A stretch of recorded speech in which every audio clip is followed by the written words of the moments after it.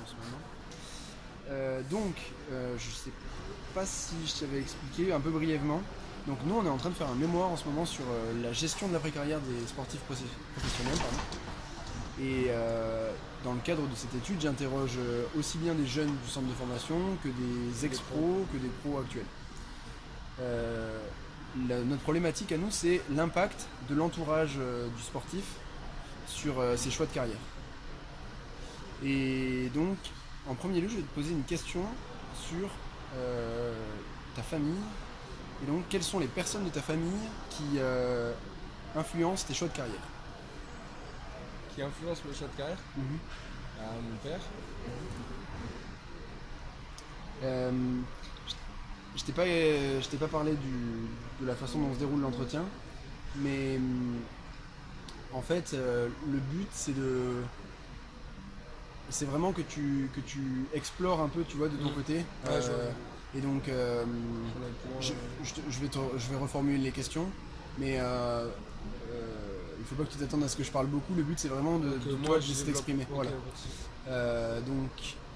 Par exemple, ton père, est-ce que tu peux me dire en quoi il a influencé, par exemple, le fait que tu sois au Loup Rugby aujourd'hui? D'accord, donc on parle du côté rugby et enfin, côté professionnel, je veux dire, Oui, hors là où tu en es actuellement, pas D'accord, forcément pas de souci. tes plans de carrière futurs, Ouais. mais déjà rien que le fait d'être Ok. là aujourd'hui, c'est déjà. Bah, il était dans le rugby, donc c'est vite allé dans le sens de ce sport. Et, euh, et après, l'aller au loup, bah, c'est un peu des choix personnels. Après, c'est pas vraiment. Je suis assez autonome dans mes choix. Et après, c'est vrai que pour le sport, c'est plutôt lui qui m'a poussé vers ça. D'accord. Et c'était un joueur de rugby Ouais, aussi? c'était un joueur de rugby. D'accord. Ouais. Toute la famille un peu. D'accord.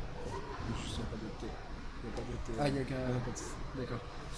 Euh, et est-ce qu'il y a d'autres personnes dans ta famille auxquelles tu penses qui ont une influence?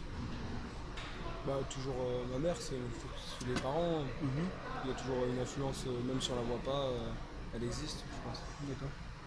Euh, et c- à quoi tu penses alors quand tu dis une influence que tu ne vois pas mais qui existe, comment elle se traduirait? Bah, je pense que quand on fait des choix, on réfléchit aussi, pas qu'à soi, on réfléchit aussi aux conséquences que ça aura sur les autres ou comment on sera vu par les autres. C'est un peu. Donc il y a toujours, même si elle n'est pas présente, elle n'est pas active, il y a toujours une influence qui est là. Mhm. De quelle région tu viens à la base avant de. Moi je viens de Rhône-Alpes, mais de Rome, de D'accord. Montélimar. D'accord. Ça a eu un impact le fait de venir de Drôme pour aller au Loup, c'était. Bah, en fait, j'ai fait le pôle sport au-dessus de Lyon. Mhm. Du coup, j'étais déjà parti. Et après, ouais, d'aller à Lyon, c'est le choix de la facilité. C'est un peu là où tous mes amis de Montélimar vont faire les études. Donc, c'était vraiment la facilité au niveau de mon cercle social et même pour mes études. Lyon, c'est quand même une référence. Et tu parles de tes amis. À quels amis tu penses quand tu penses à ceux qui ont influencé ton. Bah, ils n'ont pas influencé, mais enfin, à quels amis je pense pas un en particulier, mais il y en a. Disons que la majorité vont à Lyon, donc je savais que je retrouverais un cercle social enfin, actif et présent. D'accord. Et c'est des jeunes qui étaient aussi Non, en centre de c'est hors formation, rugby. hein. Hors rugby. Hors rugby. D'accord. Et donc tu penses que les amis hors rugby ont aussi eu un impact donc, finalement sur ton. Sur le choix de la ville, ouais, oui, je pense. Mais ça a toujours. Ouais, Mhm. ça c'est choisi très tôt, hein, 15-16 ans, donc D'accord. c'est vrai qu'on choisit par le choix de la. Enfin, souvent le choix le plus facile, quitte à un peu oublier le côté sportif des D'accord. Euh, Par rapport à l'école, justement, est-ce que euh, comment tu arrives à gérer école et rugby? Alors moi, ce qui est bien avec mes études, c'est que enfin, ils sont assez libres avec moi, ils me laissent vraiment adapter mon emploi du temps, ils sont hyper sympas sur tout ce qui est, enfin, sur tout ce que j'ai à faire, ils me font passer mes partiels à part. là-dessus, c'est hyper cool. Du coup, je fais mon emploi du temps comme je veux selon le rugby. Du coup, souvent, je me laisse au moins 2 heures le midi pour pouvoir venir faire ma séance, manger et repartir. Et je finis souvent tôt, vers 15h30. Comme ça, je peux être là à partir de 16h et vraiment entraîner. Et quel impact a le rugby sur tes choix de scolarité? Bah, déjà, ça m'a fait rallonger mes études parce qu'au lieu de faire mon DUT en 2 ans, je l'ai fait en 3.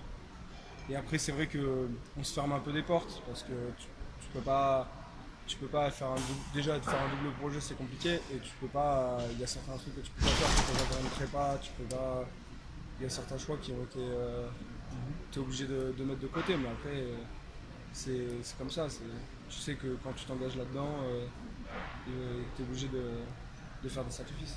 Et c'est des choix que tu aurais peut-être fait si tu n'avais pas eu le rugby? Je sais pas, faudrait repartir de loin, mais disons que ça me dérange pas dans mon présent. Enfin, je le ressens pas comme un énorme sacrifice. D'accord. Ok. Et est-ce que tu retires des enseignements de l'école par rapport à ta gestion de carrière actuelle et ta future carrière? Bah, tu as les enseignements, on sait que le rugby ça ne nous fera pas vivre et que du coup on est obligé de se caler à côté. Et puis même moi je pourrais pas faire que du rugby, se fermer au niveau de tout, de tout ce qui est société. Quand tu fais que du rugby, tu vis toujours avec les mêmes gens, tu vois toujours les mêmes personnes. Alors que là au moins ça nous ouvre un panel plus grand. Et puis même c'est bien d'avoir plusieurs choses, de vraiment. Enfin, moi ça me permet de m'épanouir dans ce que je fais, quoi. D'accord. Euh, Est-ce que tu arrives à... Enfin, comment tu imagines ta reconversion après le rugby? Bah déjà j'imagine pas trop de reconversion parce que moi dans ma tête ça a toujours été, je pense, faire les deux. Après je sais pas si c'est possible, mais je pense toujours avoir quelque chose à côté du rugby. Même si c'est pas majoritaire et que c'est 10 heures, 10-15 heures par semaine, et ben ça sera quand même, D'accord. ça sera quand même présent. Donc, en fait, tu passerais d'un mi-temps à un plein temps. Ouais, c'est ça, exactement. D'accord. Comme je vois que les pros ils s'entraînent que toute la matinée, donc ils ont vraiment un gros temps l'après-midi, je pense que c'est possible de caler quelque chose avec. D'accord. Et donc, comment t'imagines alors tout simplement ton entrée dans le travail alors dès les prochaines années? Bah, je l'imagine pas encore, mais disons que ça se fera assez facilement, je pense. Euh, Si j'ai toujours le rugby, ça m'évitera de faire des semaines de 35 heures et de faire toujours la même chose, mais je pense que ça sera, ça sera facile et épanouissant parce que si j'ai le rugby, je pourrais faire vraiment ce qui me plaît à côté, puisque c'est pas ça qui me fera gagner ma vie, et ce sera juste histoire de gagner en expérience. D'accord. Euh, Est-ce que en quoi tu penses que le club ou le centre de formation t'aide dans la façon dont tu vois ta carrière plus tard? Bah, ils nous permettent de se projeter. C'est eux qui nous, qui nous donnent, enfin, qui nous montrent ce qui est possible et ce qui ne l'est pas. Et là-dessus, il y a une bonne visibilité et ils sont toujours clairs, même si des fois c'est dur à entendre, c'est toujours assez clair sur comment ça va se finir, comment ça va continuer. Et après, ouais, professionnel hors rugby, après, moi je suis assez autonome donc je ne mets pas trop de ça et ils le savent donc là-dessus ils me laissent. On n'en parle pas souvent, juste ils savent ce que je fais et ils savent que ça marche. D'accord. Et comment le club se tient informé de tes souhaits de carrière, tu vois, hors rugby par exemple? Bah, souvent on a au moins un entretien par an et souvent ils savent, ils posent la question. C'est pas, je pense pas que ce soit super important pour eux, mais ils sont au courant de ce qui te plaît plus tard. Et puis même on a une bonne relation avec les entraîneurs, avec les prépas physiques, du coup ça fait partie des discussions habituelles. Et donc même si c'est pas dit dans un cadre précis, souvent ils le savent. Ils le savent. D'accord. Est-ce que tu, tu attends quelque chose comment dire? Qu'est-ce que tu attends du club en termes de conseils qu'il pourrait t'apporter par rapport à ta gestion de carrière, le fait de vouloir faire de travailler sur deux sujets à la fois le rugby et une carrière à côté? Moi j'attends qu'ils me permettent de pouvoir faire les deux. Du coup, même s'il y a des entraînements qui ne peuvent pas être décalés parce que c'est des entraînements collectifs, mais tout ce qui est à part prépa physique et tout, qui me permettent de pouvoir me libérer, de pouvoir choisir mes créneaux, de pouvoir m'adapter comme je fais avec mes études, mais dans le cadre de rugby. D'accord. Et en termes de, de prévoyance, tu disais que tu avais du mal à te projeter sur le futur et que le club t'aidait à te projeter. Est-ce que tu penses à quelque chose qui pourrait être fait dans le but de se projeter? Je veux dire, c'est compliqué. Non, parce que c'est toujours compliqué. Moi, je te parlais de me projeter dans le rugby, D'accord. pas hors rugby, mais D'accord. c'est toujours compliqué de se projeter dans un sport alors qu'il peut tout arriver du jour au lendemain. Donc, Ok. là-dessus, Est-ce que tu as eu des conseils, pas forcément du club, que tu aurais aimé éviter? Des choses qu'on t'a dites sur, par exemple, la façon dont il fallait que tu gères ta carrière, et sur le moment tu te dis, c'est pas forcément une bonne idée, je suis pas forcément d'accord avec lui. toujours, on écoute ce que disent les gens. Tout le monde a son avis sur la chose, mais après, c'est vrai que c'est à nous, on se fait notre propre raisonnement, notre propre chemin. Du coup, même si des fois je suis pas en accord avec des idées, je les prends et ça me fait toujours, au moins ça me fait toujours des avis différents du mien et ça me forge le mien. Mhm.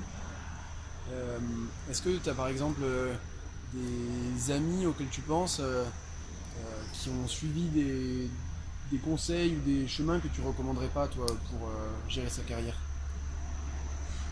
C'est un peu compliqué parce que c'est vrai moi personnellement je suis encore jeune. Mhm.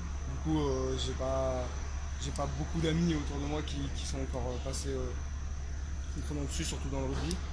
Du coup je pourrais pas dire ça maintenant, mais c'est vrai que peut-être dans quelques années j'aurais vu plus de choses autour de Ouais. moi.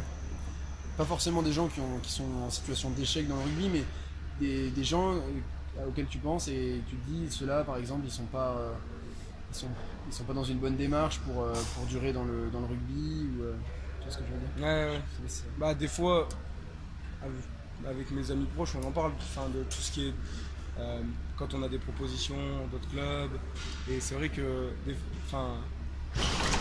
des fois il y en a qui acceptent des propositions alors qu'ils savent, ils sont jeunes, ils savent qu'ils vont perdre en temps de jeu, mais peut-être que la proposition financière est plus alléchante que le jeu. Et ça c'est pas mon idée du rugby, mais c'est vrai que je comprends qu'il y en a qui fassent ce choix. Comment est-ce que tu fais toi pour gérer ta carrière actuellement? Est-ce que si tu te bases sur les conseils de tes parents, d'une personne extérieure comme un agent, comment tu... J'ai un agent, mais après c'est vraiment comment dire, comme je t'ai dit au début, je suis hyper autonome et hyper indépendant, et là-dessus mes choix c'est moi qui les fais et c'est moi qui les assume, donc c'est ça qui est bien. Après c'est bien d'avoir beaucoup d'avis pour être sûr de ses choix, les valider et des fois aller contre l'avis des gens, mais parce que de toute façon c'est notre vie, donc à nous de choisir et d'en assumer les conséquences. Du coup, comment ça s'articule la prise de décision d'aller par exemple, de quitter le rugby? Comment ça se passerait pour toi? Déjà, premièrement, on a un rendez-vous avec le. Souvent, ça se passe en février-mars, on a un rendez-vous avec le dirigeant. Donc là, déjà, tu vois si le club veut te garder ou s'il veut se séparer de toi. Et s'il veut te garder, il fera une proposition. À toi de de l'accepter ou non. Après, ça dépend comment tu te sens aussi dans le club, la visibilité que tu vois, si tu vois que tu peux jouer en pro ou pas. Et après, voir si tu as une volonté de partir, regarder si tu as des propositions à côté, si c'est mieux que ce que tu as ici, et si c'est plus attirant. Mhm. Et après, voilà, faire les démarches pour. Mhm. Toute cette analyse, comment tu l'as construite? C'est toi qui l'as construite? Est-ce que par exemple ton agent vient t'aider ou tes parents te... C'est vrai que de toute façon l'agent est là puisque c'est lui qui t'envoie les propositions. Et c'est lui qui, bien sûr, il te conseille, il te pousse plutôt vers quelque chose d'autre. Mais tu sais très bien que lui, c'est son travail déjà, et que ça l'arrange certaines propositions. Mais après, ouais, c'est vrai que je les prends assez seul. Après, j'en parle pas trop à mes parents, mais c'est plus en discuter avec mes coéquipiers, parce qu'ils sont dans la même, parce que souvent ils sont dans la même situation, qu'ils ont connu cette situation. Du coup, ils ont peut-être plus d'expérience, alors que les parents ils vont toujours regarder plutôt la partie hors rugby, le maintien de ça, le maintien de l'équilibre, et moins les envies personnelles. Mhm. En, En dehors de tes coéquipiers et donc de ton agent et de toi-même qui prennent les décisions, euh, est-ce qu'il y a quelqu'un qui pourrait t'aider à prendre des décisions, à t'aider dans cette prise de décision? Bah, c'est compliqué. Parce que même il y a aussi nos entraîneurs. Moi, je suis assez proche d'un- de l'un d'eux. Et c'est vrai qu'on en parle beaucoup. Mais tu sais très bien que lui aussi, il a toujours son avantage quelque part. Du coup, tu dois rester distant de comment faire. C'est rarement des avis impartiaux qui te, qui te permettent de choisir. Après, quand tu sais tout ça, quand t'as pas d'asymétrie d'information, tu sais que c'est toi qui vas faire tes propres choix et que tu vas te fixer même grâce aux avis et tout. Et comment dire, tu vas te fixer par rapport aux avis, mais c'est vrai que c'est vraiment. C'est compliqué de dire qu'une personne peut te conseiller vraiment ou que tu peux suivre son conseil parce que tu sais toujours qu'il y a quelque chose. Il a toujours son avantage. Les parents ils veulent rester proches de leurs enfants, les entraîneurs ils veulent garder les joueurs, l'agent il a son côté financier. Donc c'est vrai que c'est toujours compliqué de faire ses choix, mais c'est pour ça il faut le savoir et analyser tout ce qu'on dit. Et qu'est-ce qui t'a préparé à avoir cette analyse, cette capacité de voir que les gens ont différents comment dire, motivations et qu'il faut prendre en compte ça pour... Bah rien, c'est l'expérience au fur et à mesure. Je sais pas, peut-être l'éducation nationale qui permet ça, mais oui,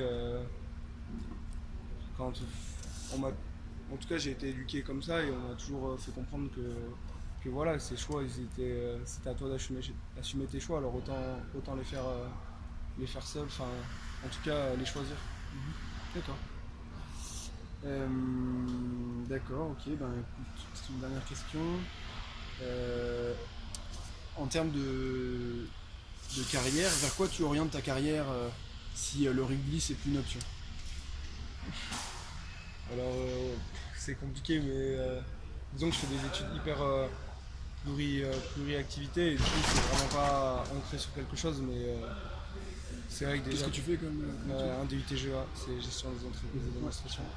Et du coup c'est assez compliqué de se refermer sur quelque chose, mais c'est vrai que euh, l'immobilier, tout ce qui est projet IMO, j'ai plus le nom du métier. Euh, euh, ah, je sais plus quoi. Tu peux expliquer C'est c'est réalisateur, tout ce que. Je sais plus. Ça me bloque. Tu sais, tu achètes un terrain, tu fais les plans, D'accord. tout le monde sait. Promoteur immobilier? Promoteur immobilier, merci. Oh le trou. D'accord. Et ouais, tout ça, c'est quelque chose qui peut être sympa. Ouais. Ok. Après, je me ferme pas les portes. D'accord. Et comment, comment tu t'en es venu à cette idée de promoteur immobilier? Toujours par la facilité. Mon père est promoteur immobilier, c'est vrai qu'il voudrait que je rentre là-dedans et c'est vrai qu'en regardant c'est sympa, c'est ça continue, ça reste plus réactivité. Donc hyper ouvert, tu fais jamais la même chose. Et c'est vrai que déjà moi je me partais pour le commerce, tout ce qui est commerce. Du coup c'est vrai que ça rentre là-dedans et que ça peut être vraiment intéressant. D'accord. Bah écoute, L'influence, je pense qu'on est, on est bon. on est bon. On a fini l'entretien. Je te remercie d'avoir Merci à toi. participé. Et sans grande prétention, je vais faire un espèce de mémoire là-dessus et j'aurai des résultats si ça t'intéresse. Bah ouais, de toute façon tu restes partager. là, c'est ce que je te demande, tu restes là pour Je suis en stage encore une semaine moi, donc D'accord. après je serai plus là, mais Et je tu suis le rends en en septembre. Tu passes en contact. septembre en soutenance. Je passe ma soutenance en courant en juillet. Donc, D'accord. Là, Bah tiens au courant, tu repasseras de toute façon. Ouais, peut-être, ouais. Nous on n'est pas là en juillet mais en août. Ouais, ok. Ok. Tu me diras, Et on a bon fait du courage boulot pour ensemble. Ouais, la fin de ta carrière. Ouais, bon courage à toi. Merci. Parce que là tu vas avoir une grande échéance. Ouais, vraiment. Merci bien.